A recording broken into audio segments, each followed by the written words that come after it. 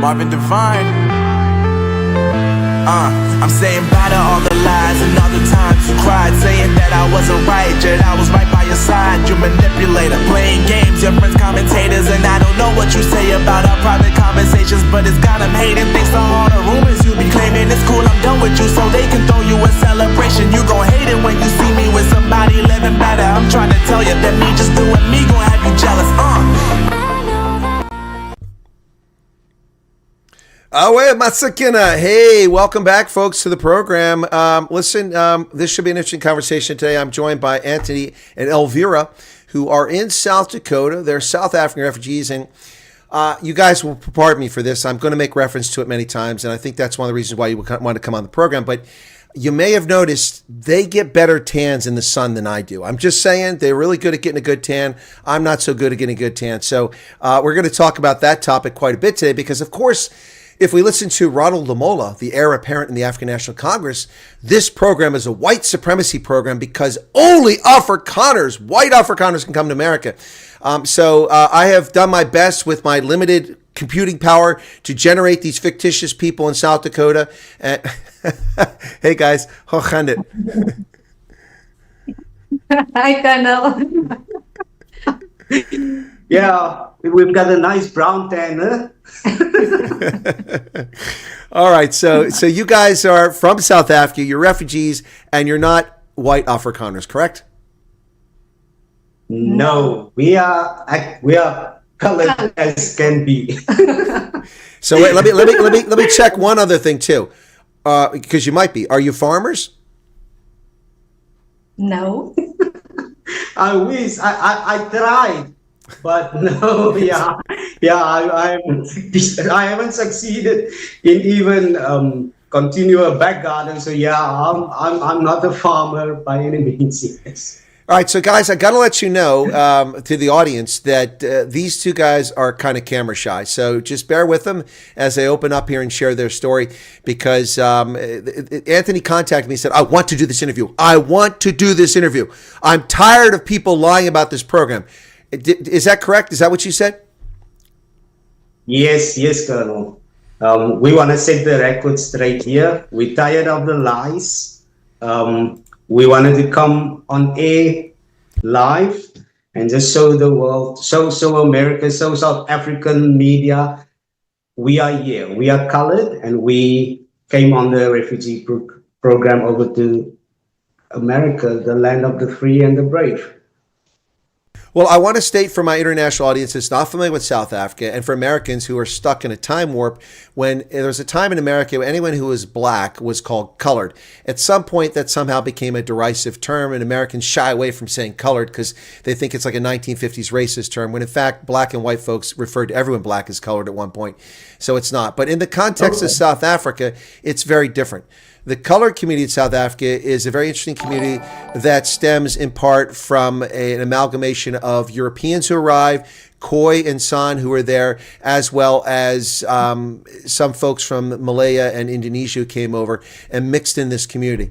And so many coloreds in South Africa have Afrikaans sounding surnames, Dutch particularly, and they often tend to be Dutch Reformed and Calvinist and Protestants and speak Afrikaans, but not exclusively.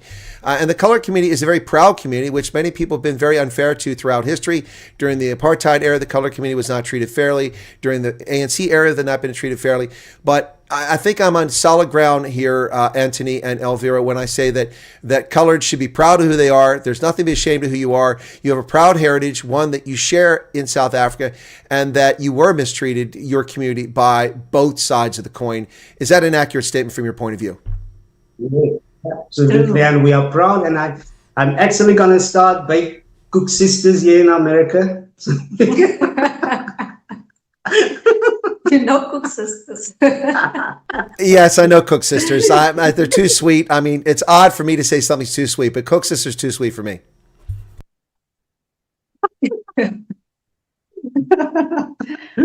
No. There's a different one that's more like a donut type of one. Not that other sweet one with the sweet sauce and stuff. That's a different one that I'm with a coconut on it. Yes. So that's a different one that I'm talking about. It's a traditional colored Malayan type of donut thingy. Yes. Yeah, I think donut thing is So it's good. different. That explains it for people that don't know. They get an image now what it is. Yeah, yeah. So there's guys, there's a super chat here very quickly from Canon 4M. I'm not sure if that's Canon as in the camera taking, but it's certainly not Canon as in the artillery fire. But it says, "Hi, Anthony and Elvera. Nice to see you again. We traveled together from Cape Town to Washington, D.C., where we went to different states." So that's someone that traveled with you. So, all right, there you go. I don't know who that is, but they obviously traveled with you. So when did you guys arrive in the States? Oh, sorry, go ahead. No, I just wanted to say hi to Kenan. Okay. We were traveling with him on the same flight, yes. Okay. There's a slight delay, folks. They're a long way from Pennsylvania in South Dakota, and we have a slight delay because they're going on their phone. So please bear with us on that. But guys, when did you arrive? We arrived on Wednesday evening. It was around 6 o'clock, and we went from that straight to the hotel. Wednesday last week. Yes, we are here about 5 days. 5 days. Oh 5 days now. Oh my goodness! So you would be what we say in German is Nagelneu. Does that make sense in Afrikaans? Nagelneu. No, not at all. Please explain. I shall. It might be something bad. No, it's not bad. It's so a nagel is a nail, and new is brand new, a brand new shiny nail. So your brand new shiny nails. Yeah. Okay.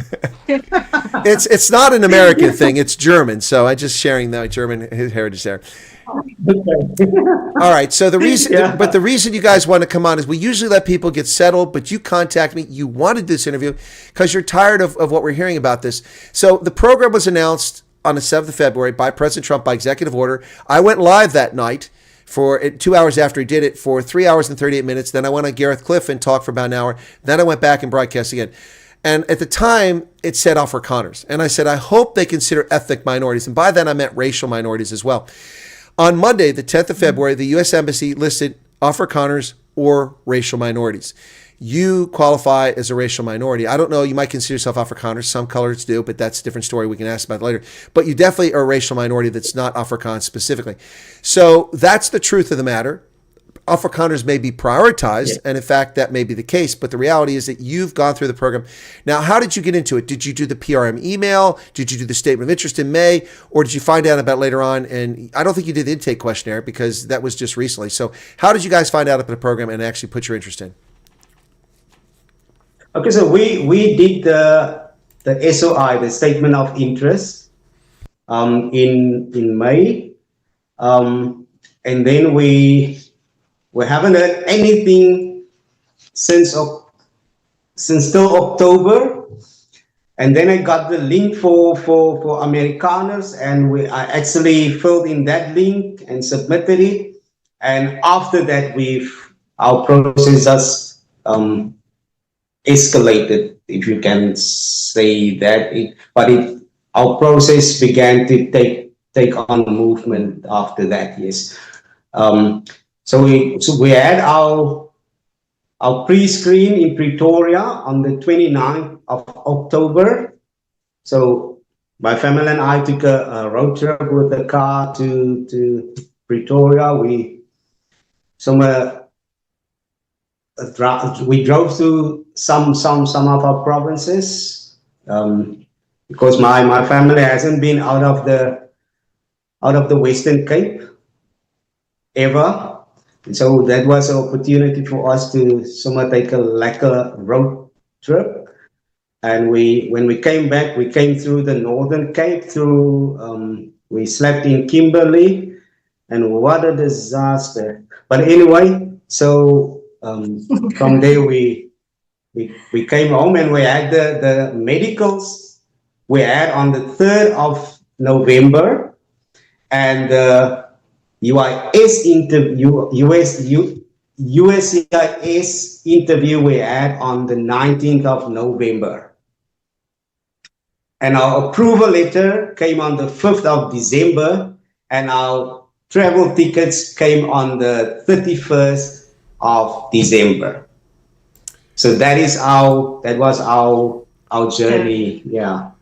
So, guys, you're in South Dakota, in Sioux Falls, a town I've been to. We're going to talk more about that. But before we get to that, I just want to point out that when I was in Sioux Falls in 1989, it was the first time I ever went to a Red Lobster in my life. There's a Red Lobster there back then. I don't know if there still is because they've had some bankruptcy issues recently. But I went to Red Lobster, and after dinner, I went to catch a movie. And that movie, ironically, was Lethal Weapon 2 with Danny Glover in that movie. And in that movie, Danny Glover goes into the South African consulate in Los Angeles in the movie. And Joe Pesci goes ahead of him and says, hey, my friend wants to immigrate to South Africa. He wants to immigrate to South Africa. And he goes, please tell your friend to come, with an Afrikaans accent, which I can't do. I need Ronaldo for the Afrikaans accent. And he says, no, please tell your friend to come in. So Joe Pesci's white. He goes and grabs Danny Glover, brings it back, and he goes, here's my friend. And the official says, but you're black. So my point here is, but you're not white. What do you think of the refugee program? But you're not white. Yes, I don't know how it slipped through that one, but I guess the program is not actually for whites only. So yeah, I think we pretty much qualified on that one. Yeah, no, that's a fact. And look, folks, we did say we were going to allude to this several times, and they're being good sports about it because, look, I don't care if you're black, brown, white, green, purple, blue, or orange, as long as you're a decent person. That's what matters to me. So we are alluding to this because of the lies and the misinformation, the disinformation being spread about this program. Like I said, I've helped a colored couple in Modesto who is not getting proper consideration from the refugee agency. That was resolved by my interjection into that process. The IRC, who was responsible, got involved and straightened out that agent and took care of that family. But that's a color family in Modesto. Also, I've interviewed a color family previously who didn't appear on camera, and now we have color folks come on camera. I will have an Indian coming on the channel here very shortly who's also traveling to the States, who's also hot full of the lies. And how was that? Was that okay? Because Ronaldo's always giving me a hard time.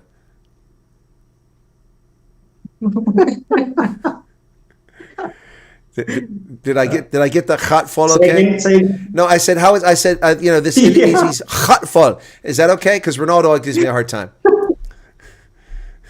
Yeah, that's pretty fine. I think it's good enough. Yes, it's good. It's good enough. Okay, it's good enough for good enough for government work. Anyway, all right. So do you mind me disclosing where you're from? Is it okay if I tell people where you're from, or you want to tell them where you're from in the Western Cape?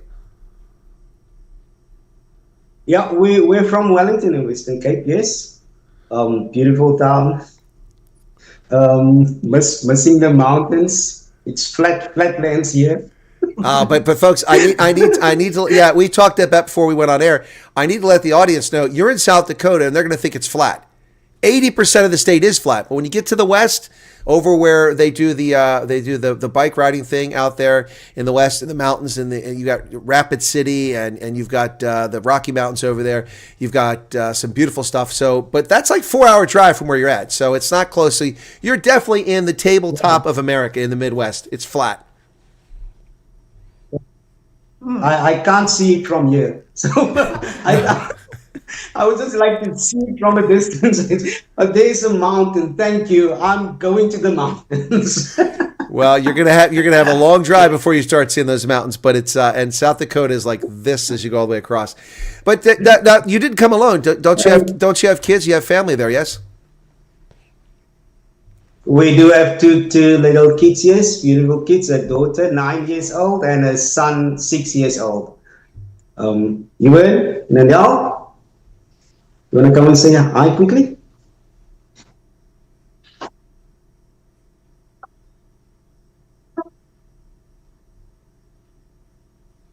Okay, so this is my daughter Anel and his son.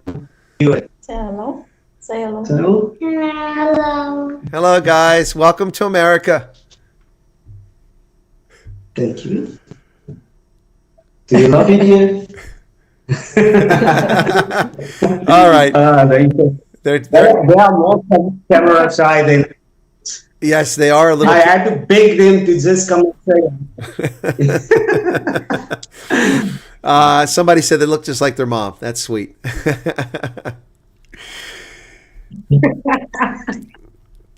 Hey, I'm not featuring there. No. Is it?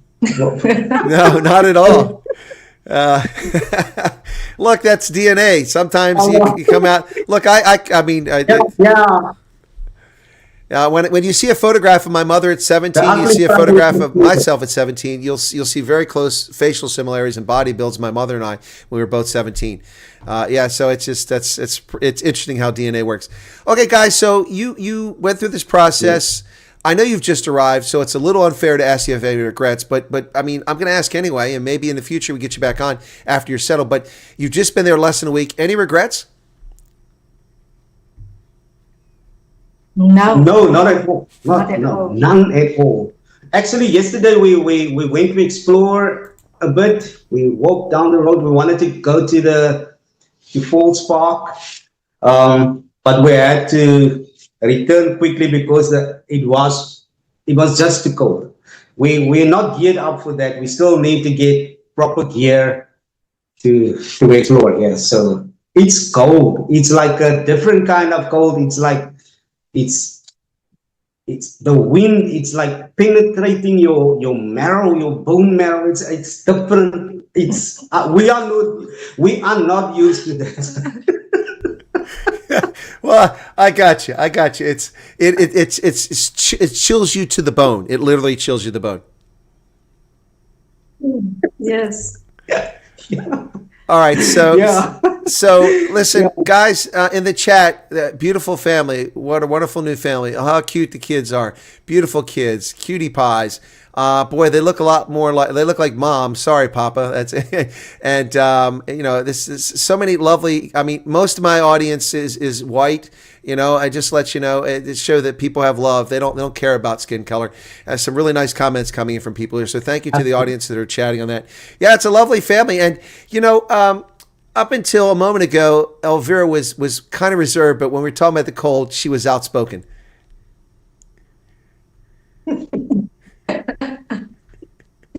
No, I don't like this cold. It's too cold for me. For me and my son, because yesterday Anthony and Aniel just want to walk, and we said we're gonna return to the flat because it's too cold. Okay, So I asked them. I don't know how to go back to the apartment, so we all have to return. Okay. All right. So we're actually having a little bit of fun here with some of the challenges of South Africans here. So we had the ladies on this morning who got on the bus and wanted to go somewhere, and they missed their stop and didn't realize they went an hour out of their way, and they had to take another bus back. You guys went out for a walk. It was too cold, and you didn't know how to get home, so you all had to go home.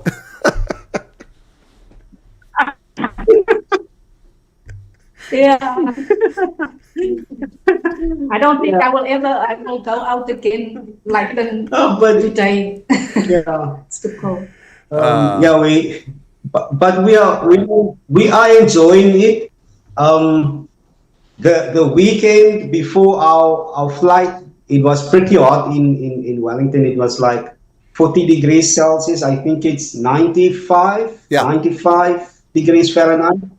Yeah, so it was 3 consecutive days. It was like 40 degrees Celsius, and I was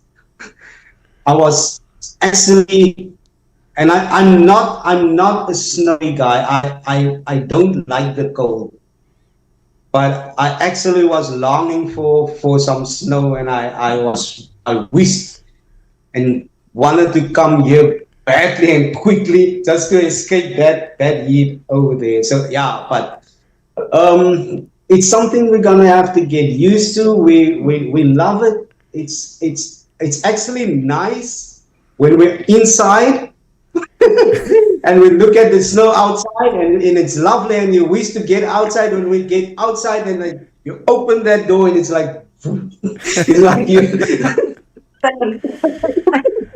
Oh my goodness. Okay, listen. So, guys, some stereotypes are based on actual information, and one of the stereotypes about Cape Coloreds in particular is that they're very entertaining people. When you get engaged with them, they can be very entertaining. The stories you're telling are reinforcing the stereotype that Cape Coloreds can be very entertaining and funny. I'm just saying. Yeah. Yeah, it just proved that we are legitimate colors and not AI created. There you go. There you go. Okay, so let's get on to some real serious stuff here. First off, Virtual Western Cape says, we grew up with colors and black people. So many of us don't see race. We love each other. It's the politicians that want to screw everything up. And I would agree with that by and large. But let's get on to some real topics here. Why did you guys put in a statement of interest? I mean, before you answer, I've been in Wellington. It's lovely. I had a lovely time there. It's a beautiful spot right nestled up against the mountains in the Western Cape. It's a beautiful town. There are some opportunities there. It's a nice place. If I had lived in South Africa, I think I'd want to live. Wellington would be on my list. But obviously, something drove you to want to get out of there. You don't have to go into detail if you don't want to, but in general sense, you had to articulate either past persecution or fear of future persecution. What was your reason, if you don't mind sharing, why you guys had to get out of there? Okay, so first of all, Colonel, we did this for our children because we don't see a future for our children in South Africa. I think it's gonna be very difficult for them to make a good, decent living in South Africa. And we have been attacked in our house in 2024, and we have been held hostage there. And I, as the father and the protector of my family, felt that the government is not on our side here. Sorry. I'm not able to protect my family, and the current climate in South Africa looks like it's cases like that is going to escalate in South Africa. So when I discovered this program, I pretty much had it in my mind that I wanted to go, but I didn't know how Elvera was going to respond. So I have a friend in South Africa, my brother. I love him very much, and he's actually looking at or watching this live now. But we used to work together, and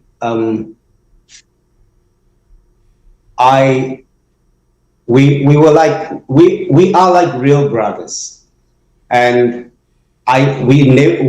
we promised to stay at the place the company that we work. It was bad there, but we promised to be there for each other. And one day we just, when we sit at the desk and we started to talk, and this conversation came up about the refugee program, and I only heard it briefly before that. Actually, I saw it on your channel, but because of the commitment that I made with him, I never really pursued it. And when it came up and we talked about it, I told him that, but yes, I'm definitely interested, but I need to speak to Elvera first. And that same night, we were lying in bed and we were talking, and I sat upright, and she was wondering what was going on, and I said, "Hey, baby, how would you like to do the American dream?" And she was like, "What? What is this American?" And I told her about the refugee program, and it's a way for us to escape South Africa. And instantly she was on board, and actually it was like cold water down my back spine, because I knew instantly, yeah, this is getting real now. I need to apply. I need to get the statement of interest out, so that we can be in the process, in the system. So yeah, the actual incident that happened to us previously in 2024 actually made this decision easier for us to want to get out, to want to apply and be a refugee to America. Yes. So, Anthony, what I'm going to ask you to do, and I'm sorry for this, but your connection is not great and you're kind of hanging up.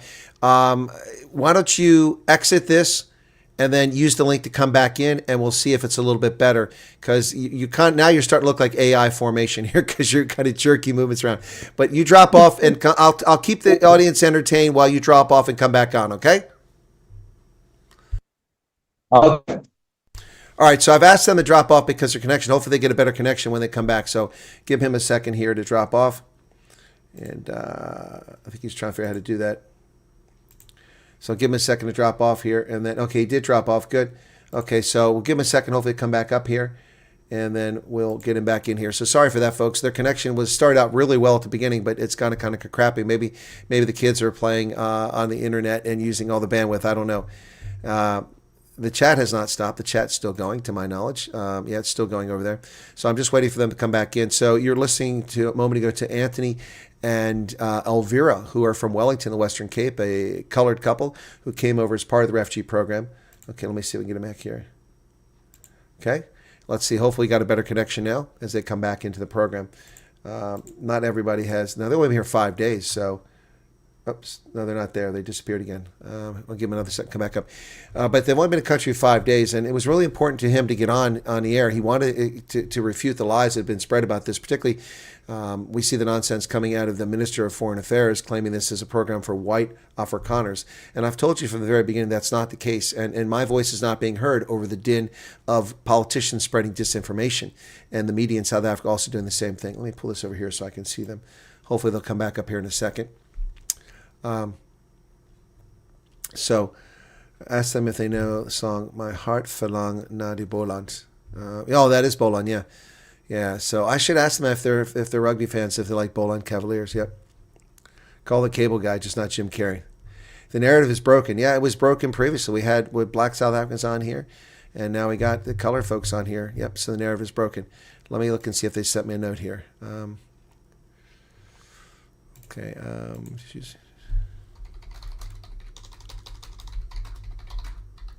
oh, here they go. Okay, here they come. Okay, they're coming up. All right, let's hope they have a better connection here. Yeah, they're done just proof a point. Well, Monster Max, it was done to prove a point, exactly. Oh, you mean that the government let them in the country? Yep, there they are. They're back. Okay, that's much better. Whew. They're real people again. Oh, much better. There's less of a delay, too. If you're on a cell phone network, sometimes it happens.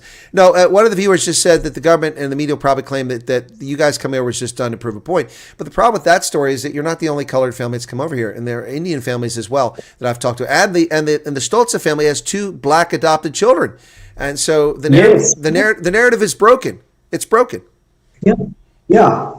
There's no... yeah. I don't see any comeback for them after this now. There's if they have any comeback now, then it's just sour grapes. They can't handle the truth. That's it. And the truth is the truth I've been sharing since the 7th of February and confirmed since the 10th of February 2025. And they've been lying the whole time, all of them. So, guys, you've just arrived. Let me ask a few basic questions. I'm starting to ask all the refugees because we've had some complaints about some of the refugee assistance offices, and some people have had less than ideal. Many people have had wonderful support. When you arrived, was there someone to greet you at the airport and take you to temporary accommodation? Yes, there was. Yes, all right. The agent was there. Okay. I know you've only been there 5 days, but have they been able to help you with some other things like cell phone and social security card application, anything like that? Have they done anything like that for you? Cell phones, yes. Our South African cell phones didn't work, so we got 2 new cell phones. We are still, I think, on Tuesday. Tomorrow is a public holiday. Martin Luther King Day. It's Dr. King. You know, I have a dream that one day my children will be judged for the content of their character, not the color of their skin.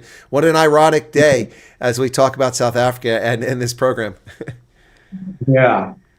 So yeah, I think on Tuesday we'll be starting those. We have filled out all our consent forms on Friday, Friday morning. Yes, we fill out all our consent forms, and I think they'll start on Tuesday. We'll be going to some stuff and so on, and they also need to go to the schools on next week to apply to enroll the kids there. And I think then next week the kids might start school again.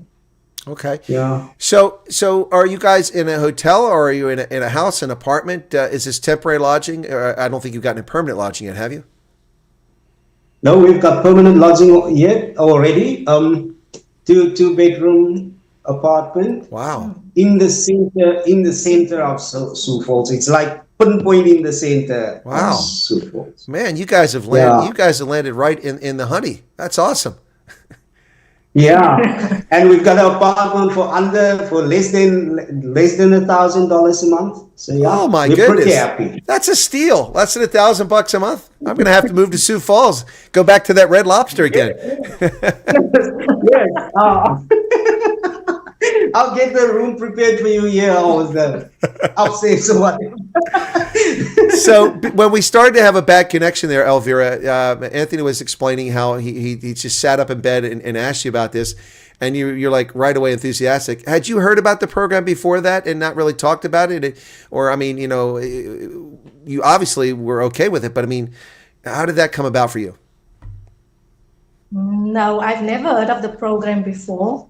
I just heard it from Anthony. He asked me and explained to me what it was all about. So yeah, and when he asked me about it, I immediately, without hesitate, I said, yes, let's start the process. Oh my goodness. Listen, Elvera, I could take the camera off and I would swear I'm listening to an Afrikaans in Northwest Province with your accent. It sounds very, very Afrikaans. Yeah. So very Afrikaans. Beautiful. It's beautiful.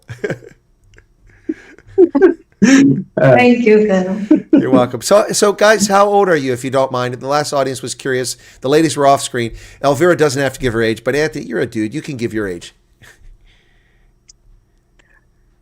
I'm 25. Did you say 25? I'm 47 now. You're cheeky. You're just like me. I'm 59 again this year. You see, Anthony and I would get in trouble if we hung out. We would get in trouble. But don't worry, I don't think either one of us drink Chibuku, so it'll be okay.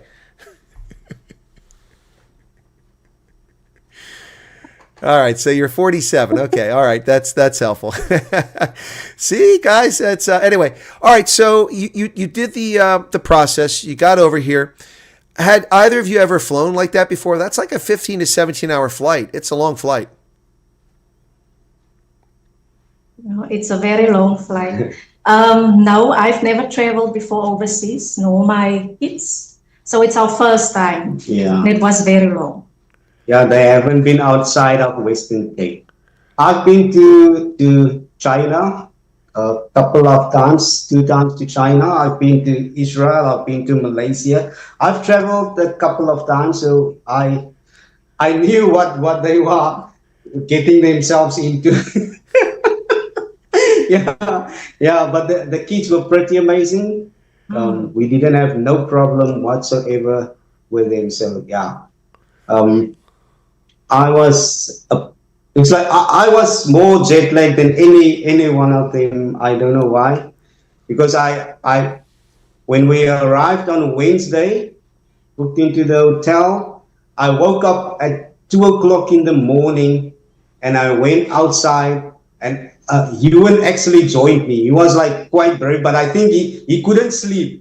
So he thought, hey, what the heck? I'm just going with my dad, thinking it's throw, but he didn't know what we were up to, because it was like hectically cold. It was cold, but we were brave enough. We actually walked like, I think it was like 1.5 kilometers.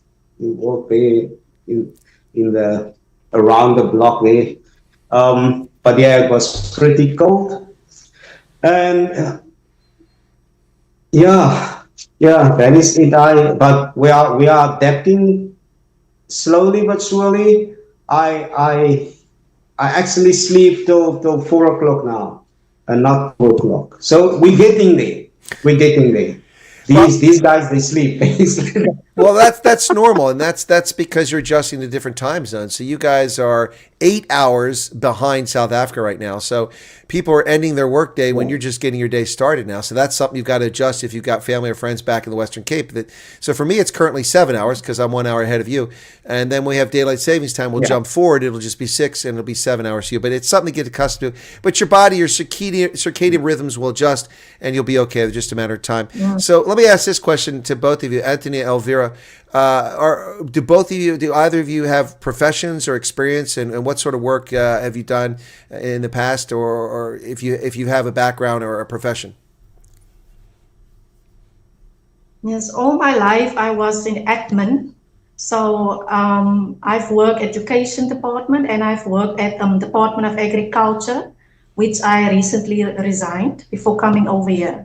So all my life I was an admin officer. All right, so you've done it. So there's all kinds of work for that in the States. You'll find work there. What about you, Anthony? I've been in warehouse management recently, the recent one, but I've been in the manufacturing business or department, or before that, we manufactured irrigation pipes. These black pipes that the farmers use for irrigation. So yeah, I was a production manager in that factory and stuff. So I've been in management kind of roles my entire working career, kind of, yes. Okay, well, that's a field you might potentially be able to go back into if you want in South Dakota. Lots of agriculture in South Dakota. That's also a lot of mining out west in South Dakota. But both of you should have great job opportunities there. South Dakota's unemployment rate's historically pretty low, and the economy does pretty well. Of course, Kristi Noem, our Secretary of Homeland Security, is from South Dakota. She used to be the governor there. She's now the one that's cracking down on the illegal aliens and sending them out of the country. Yeah. Yes. Yeah. Yeah. So I've had some. Sorry. No. You go ahead. There's a slight delay again. You go ahead, please. No, I just wanted to say I actually read the article and I saw that she was the previous governor of South Dakota. So I was actually very stoked. Cool beans. So when you guys went through this process, did you have to dispose of property? Do you have a house or cars you had to get rid of? And if so, how quickly were you able to do that? And did you maintain like a bank account or something like that in South Africa? Just curious. Yes, our bank account is still active because Elvera is still waiting for a pension fund to be paid out and stuff. And we're actually on the brink. In the last stages of selling the house. We were pretty fortunate because the neighbors of ours, they somehow bought the house cash. So we got the attorneys to get the stuff ready and stuff. So we signed all documents and papers already. We're just waiting for the finalization of the rands. You're just waiting on the cash. I got that. You're waiting on the cash to come through. Well, that'll be good. That'll give you a nice little scratch to get started there in South Dakota. So Hendo, of course, my moderator, is famously the most popular colored person on the program. He lives in the UK. He's a refugee. Went to there back in the early 90s. But Hendo just gave £2 super chat, and he's frugal. He doesn't give super chats very often. So he said, "I've been waiting for this interview for 10 months." He wanted because Hendo and I both know that coloreds were going to come over in this program, despite the lies of the South African media. And here we go. Now, again, to be fair, I did interview a colored couple before, but they weren't on camera, so people couldn't. They could have called me a liar or said they were lying. But here, there's no subterfuge here. You guys are exactly who you say you are. So, all right. So you're able to unwind that stuff. That's good news. What was the most frustrating part of the process? Because Anthony, you said you did do the statement of interest back in May, but you only got here in January of the next year. So that's what, 9 months or so. Was there any stress or concerns about this? I mean, not everything is sunshine and roses, and you guys are just 5 days into this. So, you know, might run into some roadblocks, but I like to be honest with people. We don't want to cover up stuff. Was there anything frustrating? Most people are just like frustrated by the wait and not hearing from anybody. Yeah, it is frustrating when you don't hear. It's no feedback. You're just waiting and just waiting, but you just need to trust the process. I guess you and to my refugee experience when in South Africa. If you look at the trajectory now, there's definitely uprising movement in January. So just hang on there. It's gonna happen. But we tried not to get frustrated. We just waited for the right time, and everything happened for us on the right time. So Elvera waited until the end of November before she resigned. And we pretty much had a feeling that it's gonna happen for us in December, early January. And it happened exactly like that. But it's different for everybody. So I'm not encouraging anyone to start resigning and selling their stuff and so on. Wait till the last minute. I see there's enough time. We had 7 days to prepare, and then our flight got canceled, and then we had another like 5 days to get stuff out again that we couldn't sell. But fortunately for us, our parents, both our parents live in Wellington. So the stuff that we couldn't sell Wellington, or we just moved to them, and they used it. And there's some stuff that we still wanted to sell that side, but we probably gonna give the money to our parents to just use that side. Or they can keep the stuff that is still there. Doesn't matter. But yeah, our process went smoothly. I can't complain whatsoever about anything, because we didn't set ourselves particular desires or goals about. We just did what we thought was best for us. So and our process worked out as we've desired and planned. Yes, that is pretty much it. So Anthony, one question I have, and I'm curious from my standpoint, I think I know the answer, but I want to hear it from you guys firsthand. When you went for the interviews, did anybody treat you differently? Where they said, "You're colored. What are you doing here?" I mean, did anyone treat you any strangely, or are you just another aspirant, an applicant who wanted to go, who's qualified? How did they treat you? Well, everybody was. It was actually good. Nobody thought of us as different and stuff. And I had a nice conversation with our officer, our USCIS officer, and we spoke about Khoi and San and the coloredness of our coloredness and all those stuff. It was Sunday, it's hectic and stuff. I didn't have the questions was intense and purposeful, and you needed to answer truthfully and straight to the point.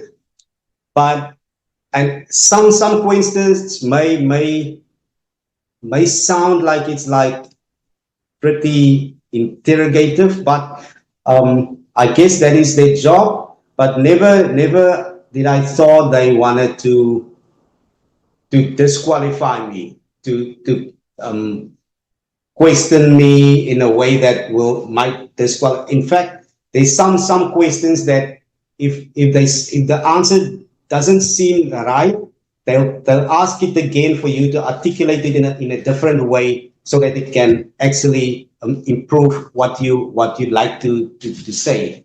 Yeah, that's what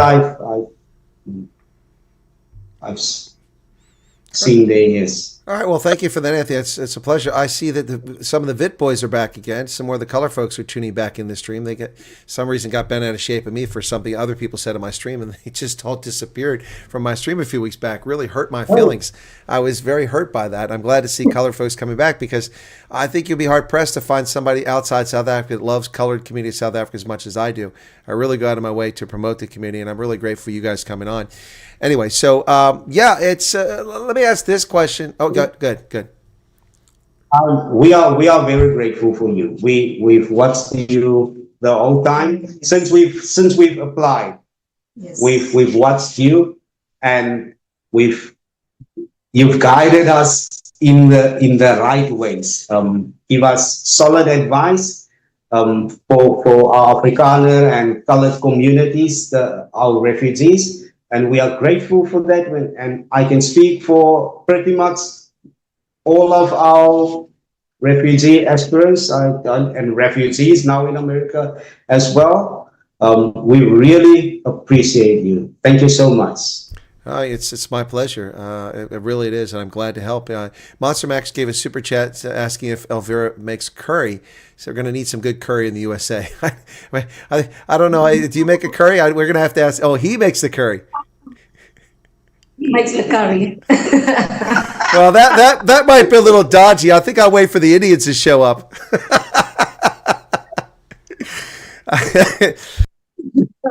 And then I'm a pretty good cook. Okay, I'll take your word for it. Now I have to go to Sioux Falls just to find out.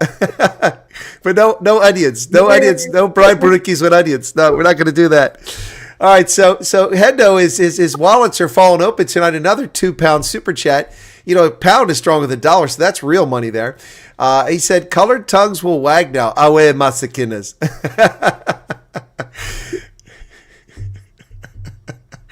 Absolutely. So, guys, look, it's fascinating. One question that's been asked 2 or 3 times by the same person, but they were considerate and they spaced out the question so it didn't just get stuck in the chat. But I did see the question, so I'm going to ask it now. Someone said they're like, maybe you might be mistaken for Mexicans by Americans, and then someone said, how do people react when they hear you speak? You've only been there 5 days, so I don't know if you have much interaction with Americans on the street. Is anyone like, where are you from? No, not yet. Unfortunately not. We haven't been outside. Actually, it's too cold. And yesterday, when we had the courage to just walk a couple of blocks, everybody was inside. We looked at nobody outside. The only movement that we saw was 2 ducks in somebody's yard. So.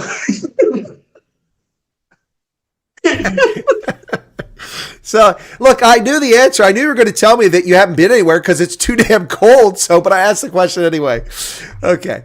So here's another super chat. This one's from Loretta Neethling. And Loretta asked the question. This is for Elvera, if she doesn't mind. If possible, and if you're willing to answer, what was recommended to you as the best way to get government pension fully paid out? You don't have to answer if you don't want to. But, I mean, is there something special you have to do? I don't know if you can answer that question. But it's up to you. No, I don't know. I'm just gonna follow up via email and made some calls just to find out. But I submitted all my documents to the right people, so I'm just waiting for any feedback. All right, cool. So it's still sorting, and hopefully that comes through, and hopefully it's significant amounts, so you can get yourself set up with a car or something like that. What are you guys most looking forward to at this stage? Either one of you. I mean, you're there, so you're out of Wellington, and you're in South Dakota. Are you looking forward to anything? And don't tell me summer, because we know we want the cold to be gone.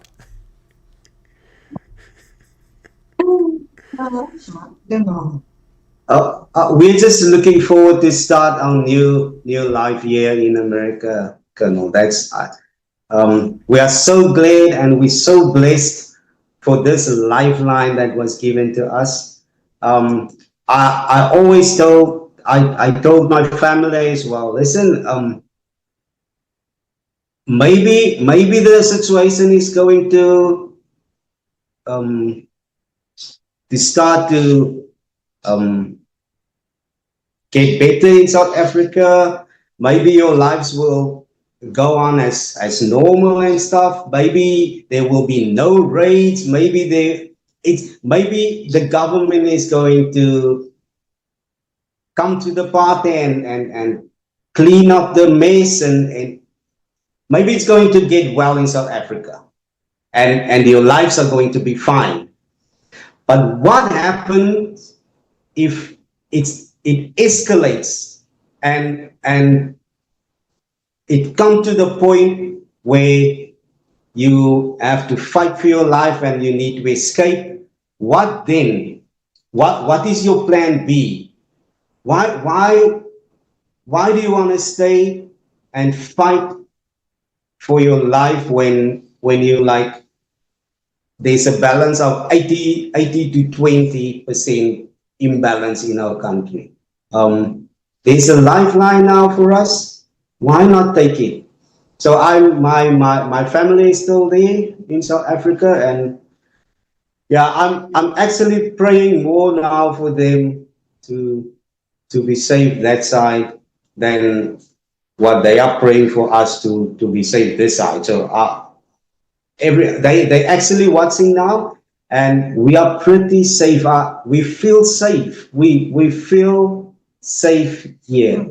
The kids, they sleep in their own room, in their own beds, and they are sleeping through. There's no waking up in the night and running to mommy and daddy and want to come and lie in the middle and stuff. So the atmosphere here is calm, and you can feel that it is safe. No need to worry. Well, it's interesting you say that, because the documentary in which I was interviewed for by CakeNet is now airing in South Africa, Belofteland.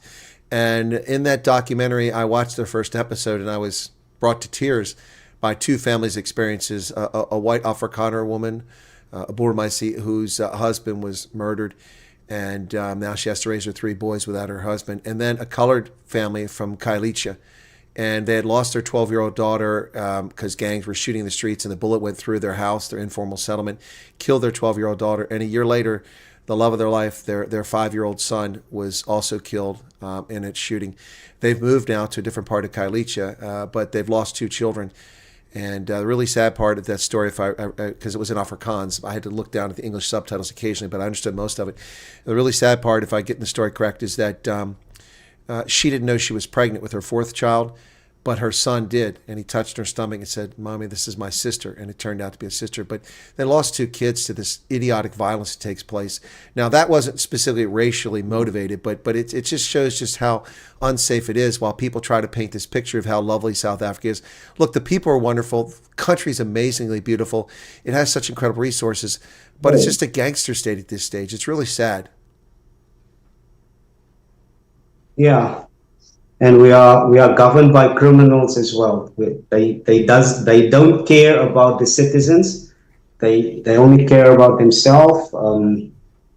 But I don't want to go into that. Yeah. I just want to encourage everybody that that may have some doubts and stuff. The opportunity is available, so we don't know how long it's going to be available. I don't know when it's going to get stopped. Hopefully not in the near future. But while it is still open, if you want, grab it. It's there. There's a lot of space here. There's still room in America. In South Africa, it's overcrowded. No. There's too many people here. Now we don't need any more people coming over here. Stop it right there.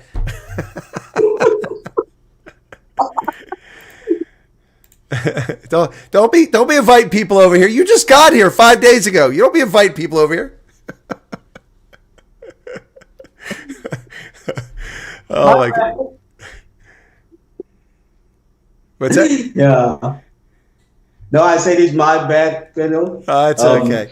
That's okay. So you guys have been watching my program for a while now. Then, since you found out about this, do you watch just the refugee stuff, or do you also watch the news program? I not always. You do a lot of stuff. We can't keep up. I don't know how you keep up, but yes, we definitely can't keep. So yeah, we normally watch the refugee stuff, and sometimes I'll do a news what's the news broadcast of yours. So but yeah, you're a busy guy.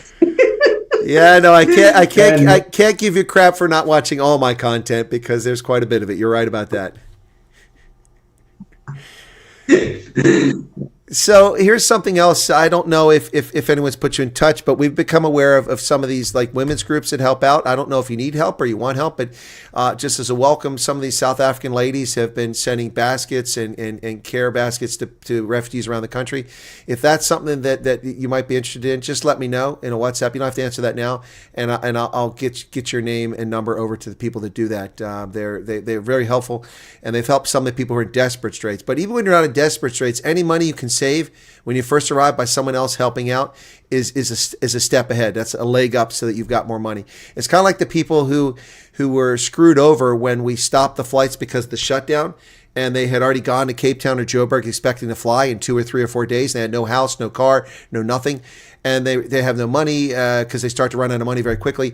And I was able to help a lot of those people with food socks and get them free food at least so they could have meals. But the same situation here. So one of the ladies who got some help, I had sent her food stocks, and she said thank you. She said she was okay. She had been homeless. She's okay now because we'd help her with some stuff. And then someone gave her a donation. They sent her 3,000 Rand, which was very generous of that person. And she was going to use it to buy food. I said, no, stop. 3,000 Rand doesn't last very long. If you need food, let me know and we'll help you out. And it's the same situation here. Until you're both working and you're on your feet, which it sounds like you guys will be on your feet pretty quickly. You got your head screwed on straight, and you've got a good attitude, and you've already got your Social Security card application in. It sounds like you're going to be in good shape probably to go start working pretty soon. And then you'll get on your feet, and you've got a decent rent. I mean, less than $1,000, that's pretty good.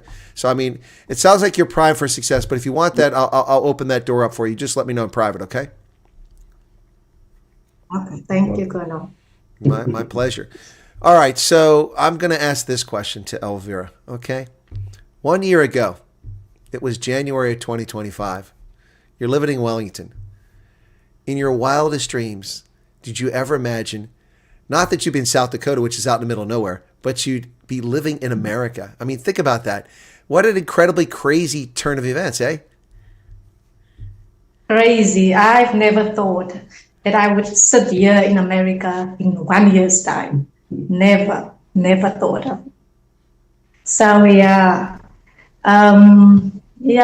and while my family are still there, my mom and my dad, it was pretty rough for me at first to pack up and leave them behind. So yeah, I'm pretty grateful. Well, I mean, Elvera, not to intrude, you don't have to answer, but I don't know if you and Anthony's families, anyone else is planning on applying, but now that you're here and you're experiencing it, as you go forward, you can reassure them about your experience, and if they have concerns. Look, we have an 88-year-old Gogo who came over. She's over here, and people are like, I can't come because I'm too old. That's nonsense. That's nonsense. So I'm not trying to tell you guys how to suck eggs or what to do. I'm just saying that I think that if your family is interested, you don't have to answer the question because we don't want to put them on the spot. But if they are interested, your experience, because they'll trust you. I assume your parents trust you when you talk to them, both of you. They'll understand what's going on based on your experience. I mean, I don't know. You could be very helpful to your family in that respect, and maybe you guys are the Four-trekkers. You came first. Yes. Yes. Yes. We pretty much like for our family to also join us here. But it is everyone's personal choice. We've sat and we've talked to our parents and said, hey, you can come with us. You can we can just link you and you can come with us. I'll be the primary applicant. But it was their choice to remain there, and we got their blessing. They're going to miss the grandkids, but we did it for our children. That's why we did it. We didn't do it for anyone else except for our kids to have a better future in a better place. Well, that's awesome. It's also kind of a sad thing to say because South Africa is a really wonderful place. The people are amazing. The different peoples that are there, the natural beauty, and Wellington, my goodness, is amazing. Just a beautiful area there. I stayed in a lovely bed and breakfast there on the east side of town, just below the mountain there, out by one of the wine estates. Had a lovely experience there. Then went to Skalkberger's Velbedock for a Steve Hofmeyer concert where he made me sing. That was kind of embarrassing. I still can't live that one down. But yeah, it's a beautiful spot there. I've also gone up over the mountain pass and not realizing coming from Ceres that I would come out, because I didn't look at the map, right above Wellington and drive right down. It was so amazing. I'm like, hey, there's the bed and breakfast I stayed at. I drove right by it as I came down the mountain. But it's quite a lovely spot. I think you'll find that as you're already discovering it, Sioux Falls is a lovely town. It's nice there, so you'll enjoy it. Yes, we've only did some research on it on the internet and saw pictures and stuff, and watched a couple of YouTube videos on it. We haven't had the time. We had some time, but the cold just kept us inside, so we haven't explored the city as well as we'd like to. But yeah, the parts that we've saw on the internet was pretty amazing, and we can't wait for this weather to just ease up a bit so that we can just get out. Fair enough. All right, so now the most important question of the entire broadcast. You ready for it? Yes. Yes. All right. Are you Bowling Cavaliers fans? Bowling Cavaliers. Rugby. Well, Bowling Cavaliers. The rugby team. Yes. Yes and no. No, that's the end of the conversation. This interview is terminated right now. I'm not a huge sport spectator, Colonel. I love rugby, and I love cricket as well. But I'm not that into sports and stuff. Yes, sir. Okay, well, I'm going to have to tell you straight now, Anthony, I'm incredibly disappointed because if your son starts to look at all like you, we have a Cheslin Colby look-alike, and I was expecting to see your boys and girls play for USA Rugby, but you've let me down. I'm very disappointed. That's up to him. He's still growing up. Maybe I can just train him. I know some rugby skills, so yeah, I can train him. And when he's that size, then I can say, okay, you know it's Cheslin Colby. You want Colby Miller. Hey, yeah, that works. Colby Miller. I mean, look, I gotta say it up front. You know, Cheslin Colby looks a little bit like you, Anthony. He resembles you a little bit.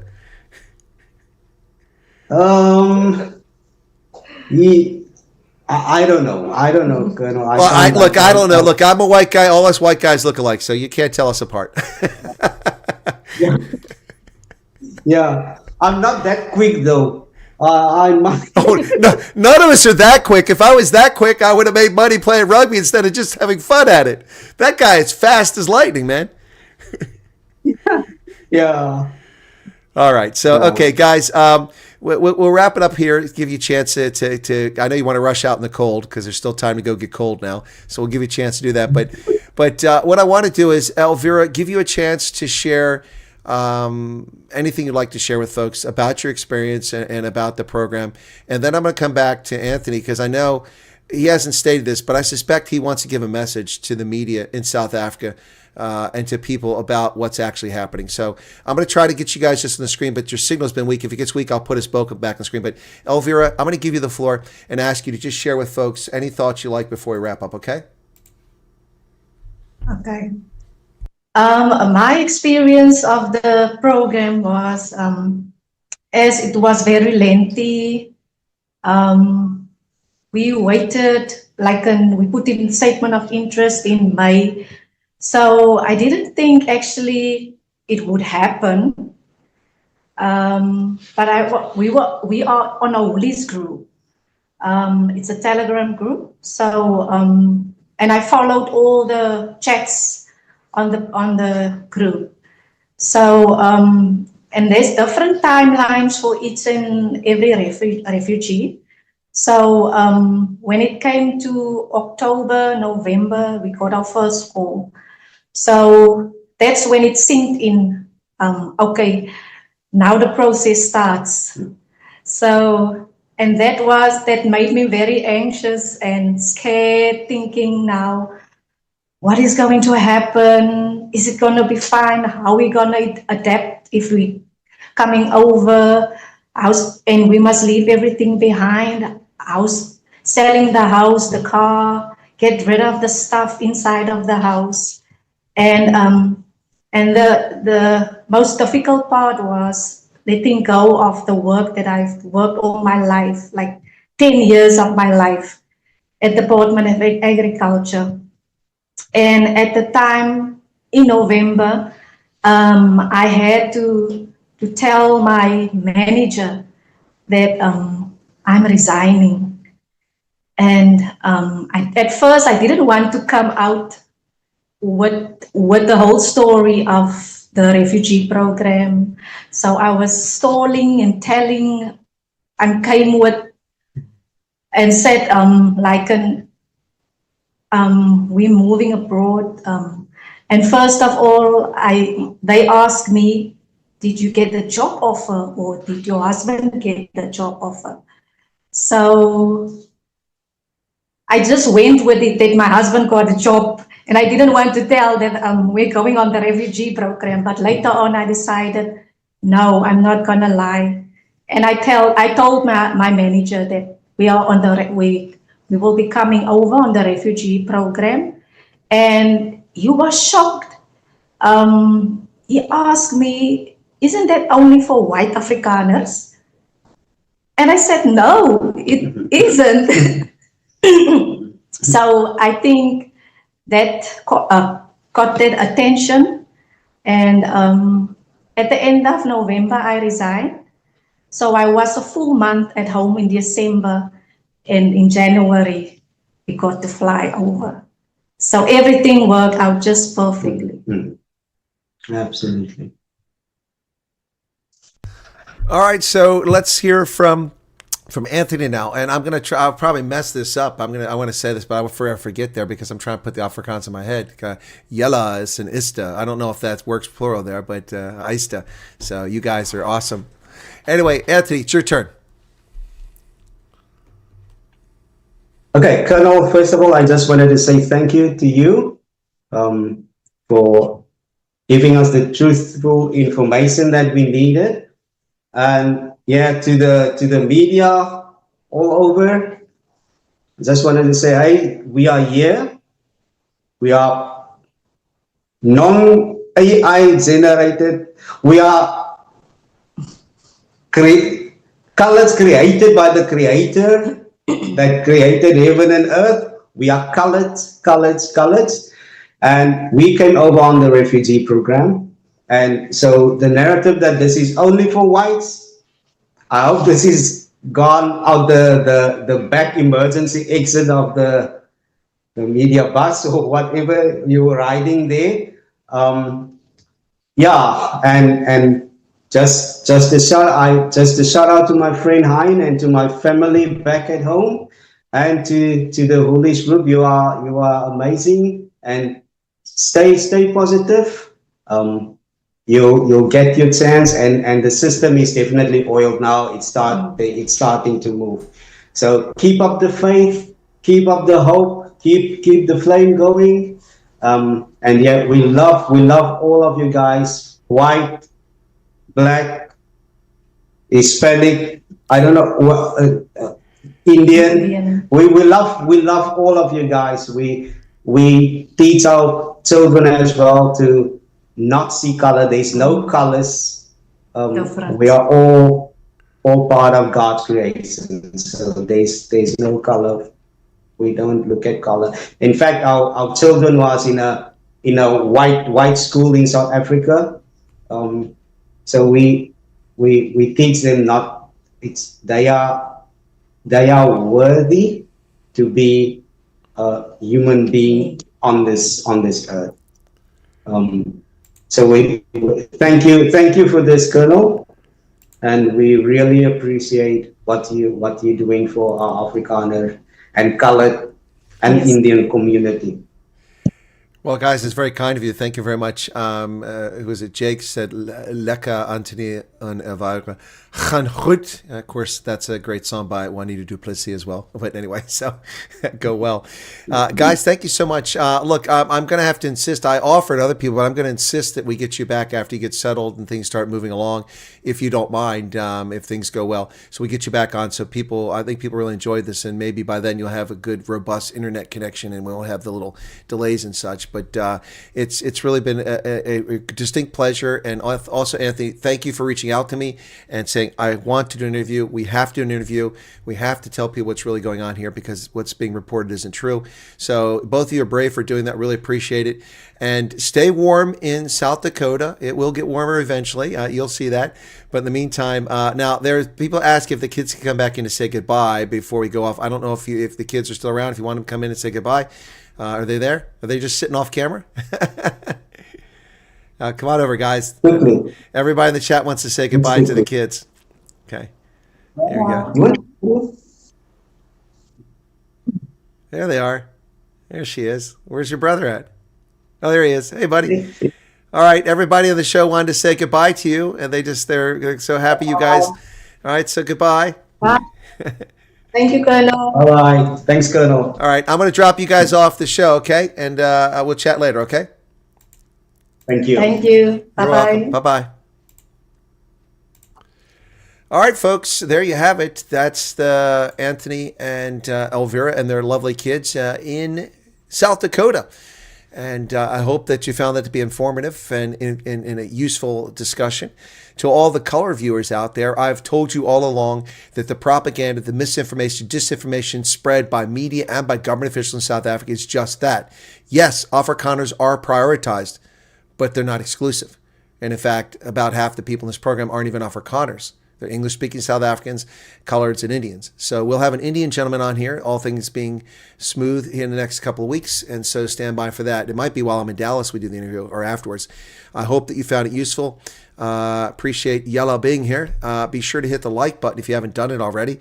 How are we doing on likes? I think that was very kind and very courageous of them to come forward. They've been in country 5 days. 5 days. Now, Conrad, I know, also has been in country a short period of time, but I told Conrad we'd have to do it probably next week if he wants to come on. 616 likes. You guys can do better than that. Can you not? Can you not better? Candace, I guess you're over here, Candace. You've been asked if you speak Afrikaans. Okay. All right. There's a lot of people in the chat that haven't indicated they're over here, but you figured out from the things they're saying. And Andre Mostart says thank you. And to Anthony and Elvera, thank you for the awesome program. I'm glad you guys like that. Someone in the media is watching now. Do your job proper once and for all. Exactly, Stephen Swanepoel. Exactly. I didn't. I'm sure she doesn't have any interaction with John Steenhuis. It's a big department. And Desert Rose, thanks to the guest. And a lot of the people saying thanks to the guest. I really appreciate you guys being here. So once again, we continue to break down the myth, the lies, the propaganda, the misinformation, disinformation about this program. The program is not an attack on South Africa. The program is not for white Afrikaans farmers. The program is not for Afrikaners. The program is for Afrikaners and racial minorities suffering from unjust persecution in the past or ability to articulate a genuine fear of it occurring in the future. If you're in South Africa and you're a South African citizen. And oh, by the way, guess what? You don't have to be white. You can be brown, you can be black. That's right. The Stolze family has 2 black children, and you can bring adopted children over. You just have to have the authorization paperwork. The Stolze family has 2 adopted black children. You can have a member of the family, a breadwinner, that's not even a South African citizen, not even a South African, or it could be a South African who has a safe haven passport like the UK or Germany. It doesn't matter. The Stolze family also broke that narrative. We had on earlier today, people keep going on about how only families come over. We had 2 single ladies on the program. All the single ladies, all the single ladies. Sorry, that's Beyonce there. But we had 2 single ladies on the program earlier on a different conversation, proving that, of course, singletons can come over here, which, as I said all along. So all these myths, all these lies, all this disinformation, we are breaking it down story by story, interview by interview, person by person. And every damn thing I told you was true a year ago has come true. Everything. All the cockprodders, all the liars out there to spread disinformation, misinformation, those who attack me have been wrong. And why do they attack me? Why do they attack me? It's either for self-aggrandizement, self-enrichment, or because they're fearful of the truth.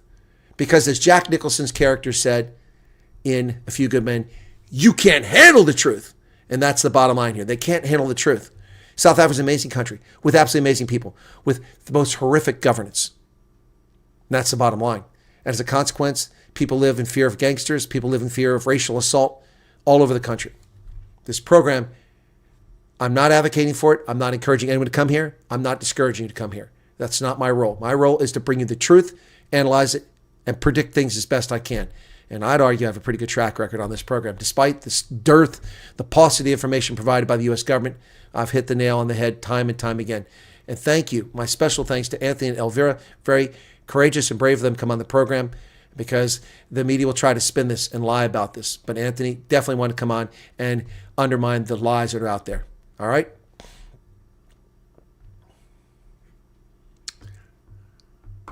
My software program, Virtual Western Cape. I am a software programmer. I haven't done it many, many years. I've built computers. I've written software. I've done so many things in this world. I'm not an engineer. I've never done that. I don't build those things. But I've done many, many things in my life. And so coding software was one of those things. Yep. Lots of nice people, lots of dangerous and racial brought up with hatred. Yep. What a lovely interview it was. Lorraine says, you've been spot on every time, Chris. Those who attack you are afraid of the truth. Exactly. I'll bet they're saying would even go so far as membership just because. Okay. On a positive note, the cheetahs are winning. Oh, that's good news, Matthew. Thank you for sharing that. Okay, where's the interview? Well, we just did the interview. Did you just tune in? Go back and watch from the beginning. Or you can watch the other from this morning. And what did Conrad say? Woolie's Telegram. Okay. All right. And you're welcome, Tentra. We'll be live with the Cafe Clutch in just a few minutes. Give me a couple minutes to take a short break. You'll be automatically redirected to that. Be sure to hit the like button if you haven't done it already, folks. And share the heck out of this video. Please. This is not to promote my channel. This is to promote the truth, which is what my whole purpose is here all along. It's the truth. And by the way, for those who are like, he did this on a monetized video. Every video on YouTube is monetized these days. It's a question whether they let YouTube take 100% or just 45%. Every video is monetized. YouTube reserved that right 2 years ago in January. So they monetize every video, whether you like it or not. So am I stupid to let YouTube take all the money, or we get some of it back here to reimburse me for my travel expenses and the cost of doing this? Well, I'm not stupid. So trying to diminish the quality of someone's content by claiming it's monetized is an asinine statement by bigots and idiots. So, Mr. Echo, thank you for the 70 Rand. And for everyone who gave a super chat, I did my best to catch him. I hope I didn't miss it. All right. So I did it in BASIC and in COBOL back in the day, but I don't even remember COBOL now. I tried Fortran, but it wasn't working for me. All right, thank you so much. We'll see you on the Refugee Cafe Clutch. There's 819 people still here. Be sure to hit the like button.